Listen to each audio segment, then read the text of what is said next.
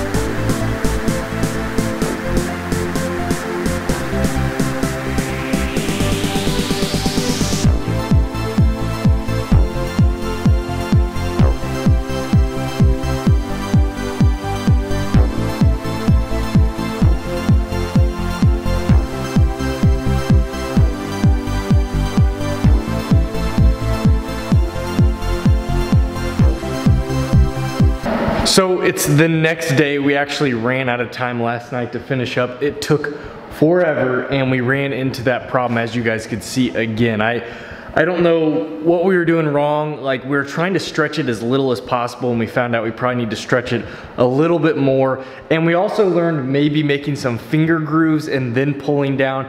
This is just a huge hood. It's really hard to do. I know the professionals, they've got it down.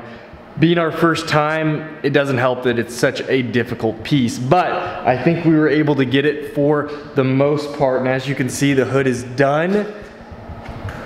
And the top of the hood looks great. It's really just this side, and I don't even know if it shows up on camera, but there's just some little marks on here that just we could not get out, unfortunately. But overall, the hood looks really cool.